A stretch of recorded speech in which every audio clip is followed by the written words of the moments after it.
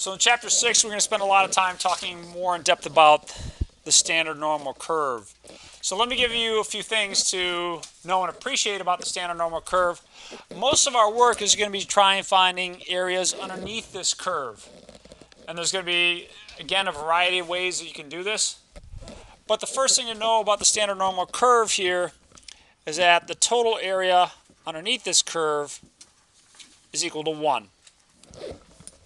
Just kind of like our probability distributions. In fact, that's what this is, really. It's a probability distribution. Probability distributions have a total of 1. The total area here is 1. Another thing about this is that it's symmetric. So the line equals 0, x equals 0, that is your y-axis, is an axis of symmetry. What's true on the left is also true on the right. They have the same areas. By the way, if it's symmetric and a total area of 1, how much area is to the left of this line? Yeah, 0.5. 0.5 on either line. Let me pass out a z-table. Other things to know about this. What does this mean? Mu equals 0, sigma equals 1. What's that saying?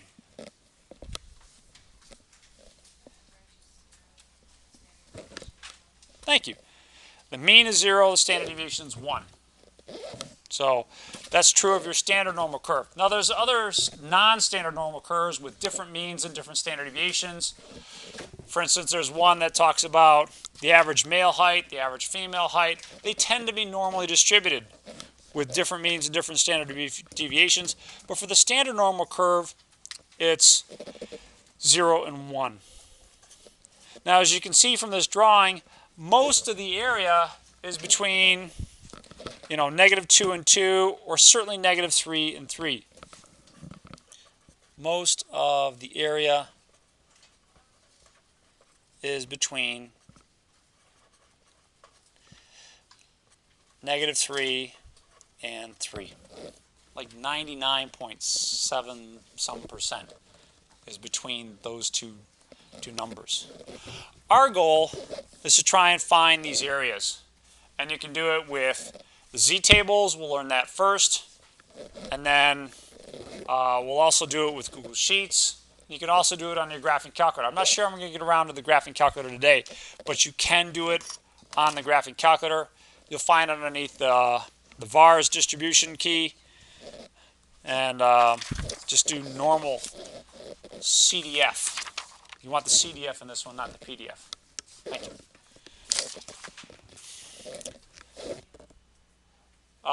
When you're doing the densities for the normal distribution, you want to use normal CDF on the graphing calculator. That's the ones you're going to use. So let's try and learn this and try and figure out how to calculate certain areas. So we'll start out with problem number 10. That is finding the area to the left of, I think it's 1 point something. Let's see, maybe flip to the right page. Yeah, area to the right of -1.04. So basically I want this probability. Probability that z is greater than -1.04. Now this is actually the area to the right of something. Okay, we're going to have to see how that's going to work for us. Our z-tables are set up this way. They're always going to give you the area to the left. Sorry, come on up. Anyone else that didn't get one, please come grab one. They're also in your table. They're also in the book. Should be at the front part of your book. I just gave it to you as a copy because it's easier to deal with. Now, when you're working with the z-tables, you're going to find the first 2 digits down the left-hand column, and then you get that third digit going across the top. And once you find that, the number that you find at that point is going to be the area to the left. of z. So let's go down our column all the way down to negative 1.0. And then I want to move across until I'm underneath the 0.04. So negative 1.00, negative 1.01, 2, 3, 4. So the area to the left of negative 1.04 should be 0.1492. Are you able to get that on your sheets? You okay with that? All right. But is that really what I want? Do I want the area to the left of negative 1.04, or do I want something else? Well, really, I want the area to the right. I want the area in the right tail. So I can use our complementation rule. It's going to be 1 minus 0.1492, which is going to be 0.8508.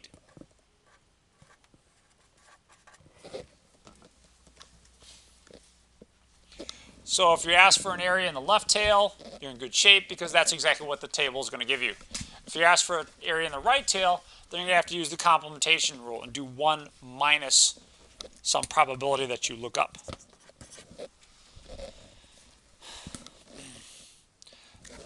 Let's try a couple more here. Let's find the area to the left of 1.96. So doing one on our sheet here. That's this one here. Now before we calculate that area, the area to the left of 1.96, z less than 1.96, can you kind of guesstimate what that area is going to be? What numbers are going to be close to? Not exactly, but I mean somewhat close to. Well, what's the total area underneath the normal curve? 1. Do you think we've got most of that area shaded? Yeah, certainly. So it should be close to 1. Now, we no longer want a negative z-score, we're dealing with a positive z-score. So, go down the left-hand side to get the first 2 digits. So 1.9, let's go all the way down the left-hand side till you get those first 2 digits, 1.9, and then go across until you're underneath 1.96. What number are you finding there?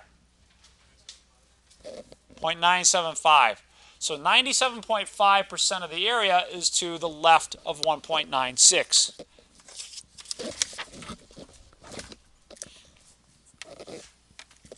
So equals 0.9750.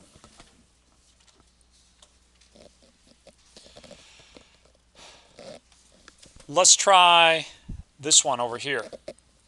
Probability, or excuse me, the area between 1.25 and 2.79. So you can't quite see it too well here, but that area does kind of cut itself off before it gets to the edge. Then we got some here.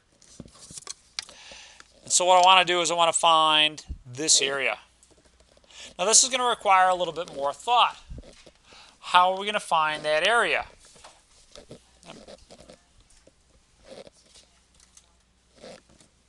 Not quite. It's a good try.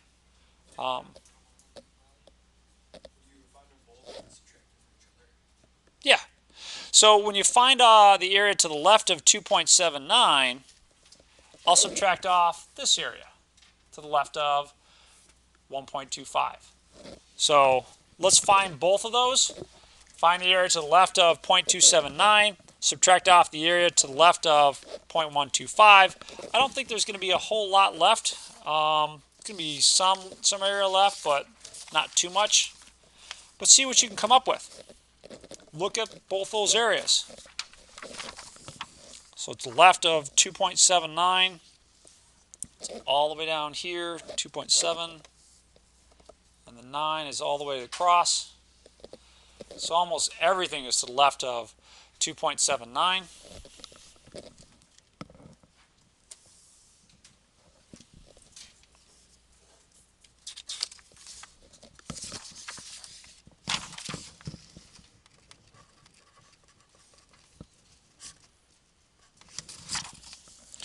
And then repeat this for 1.25.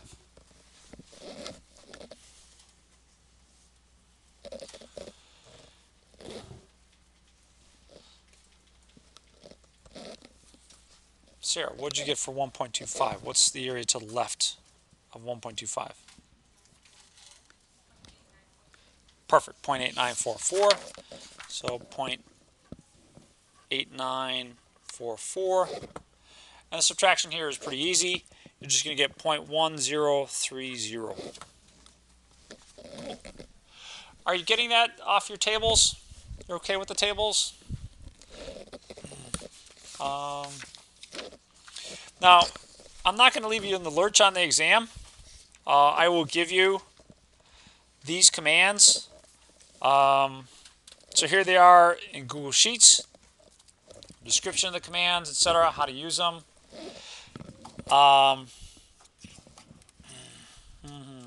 So normal distribution. And I've given you the examples down here. Let's do one with Google Sheets then.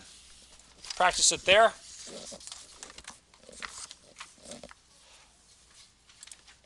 So let's go up to Sheet. Rats. Search counts. Continue. No, I don't want access. All right, just let me in. Rats. All right, I'm switched out of Google Sheets. Drive, Google.com. Let's just new sheet. Okay, so type in norm, and you don't have to go too far before you get norm distribution. And if we wanted to do, for instance, some of the last one, we want to try and find the area to the left of 2.79. So we type in 2.79, and then the mean and the standard deviation. So the mean is 0, so comma 0, comma 1. And this time we want to type in true. If I repeat that for norm distribution of 1.25, comma 0, comma 1, and true, I get this. And now I can just have Google Sheets calculate the difference there. So equals this minus this. I'm getting the same thing we got when we use the tables. I'm not sure what you're most comfortable using, and I don't want to overwhelm you, but I'm going to overwhelm you. All right. One of the things I suggested you download at the beginning of the semester was StatDisk. It's a free download. It works on the Macs. It works on PCs. And I think it's probably the easiest option that you have here. If you go up to Analysis, the first option there is Probability and Distributions. Let's go over to Normal Distribution. And this is cool. Just type in what you want. So, for instance, we wanted 2.79. Type in 2.79 and evaluate. It's going to give you the area to the left of 2.79 and the area to the right of it. So here is to the left, and then here it is to the right, which is just 1 minus that. So it's doing that for you. And then I could type in 1.25. Oops, 25. Click evaluate, and it's going to do the same thing. So pretty convenient. One way or another, there's an abundant amount of technology that can help you out. One of the things that I did for you was I created this web page that allows you to type in the values yourself. So for instance, for the last one, if I wanted the area between 2.79, and I sent you the link for this, so I just make b equal to 2.79. Oops, 79. And let's make a equal to 1.25. What's nice about this is that you've got a drawing of the area, And up here, you've got the area. To as many digits as you want. So if you want a nice visual of this, so that you can look at that and say, well, gee, does my answer make sense? Then you can do it this way. So a lot of different options for you. Just pick one that you find most comfortable. Any favorites? What do you guys seem to like the best? You like this one? All right, cool.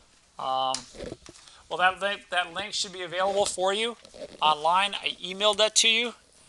So take advantage of that.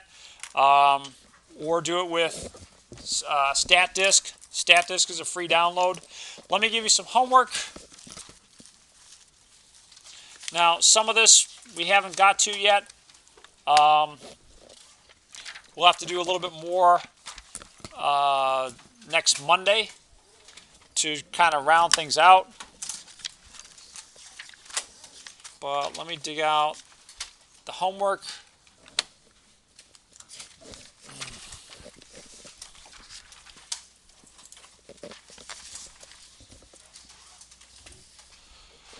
So in the 12th edition, this would be section 6.2 in the 12th edition, and in 13th edition, it's section 6.1. If you're seeing a problem that asks you to use the z-table in kind of the opposite direction, that is, they give you the area and ask for the z-value, we haven't done that yet. You can do that easily off StatDisk, but we haven't done it here.